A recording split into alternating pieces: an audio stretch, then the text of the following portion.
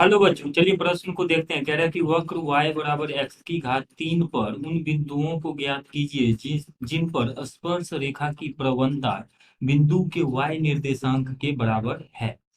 तो दिए गए प्रश्न के लिए हमारे पास जो मुख्य अवधारणा है, मुख्य अवधारणा यदि हम इस प्रश्न के लिए देखें, मान लीजिए कोई वक्र है y बराबर x की घात 3, तो दोनों तरफ x के सापेक्ष अगर हम अवकलन करेंगे तो dy बटा डी एक्स बराबर ये हो जाएगा x की घात n का जो x की घात n का जो अवकलन होता है n गुना x की घात n माइनस एक होता दिया जाएगा 3 गुना x की घात 3 माइनस एक अर्थात 2।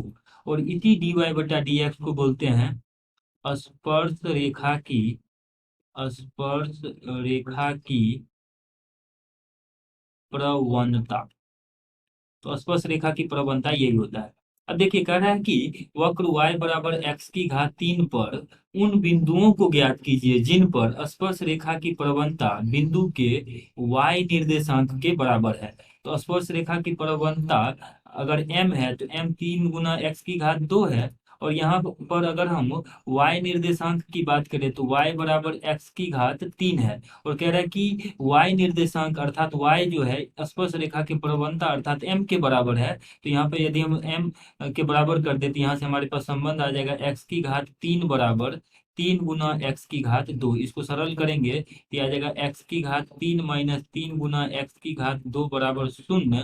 तो x की घात 2 यहाँ उभयनिष्ठ कर लेंगे तो आ जाएगा x माइनस 3 बराबर 0।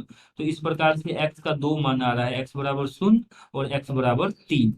तो यहाँ पर x बराबर 0 रखेंगे मुख्य समीकरण में, जो कि y बराबर x की घात 3 था। तो x बराबर 0 रखेंगे तो y बराबर 0 आ रहा है, यानी एक बिंदु जो है वो 0,0 आ रहा है। दूसरा इसमें हमने निकाला था कि x बराबर 3, तो x बराबर 3 रख देंगे तो y बराबर आ जाएगा 3 की घात 3 बराबर 27। तो यहाँ से दूसरा जो बिंदु है x बराबर 3 रखने से y 27 आ रहा है, तो 3,27।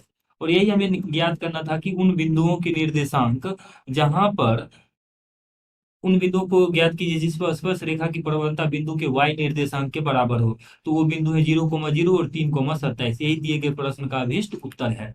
आशा करते हैं कि इस प्रश्न का हल आपको समझ में आया होगा। धन्यवाद।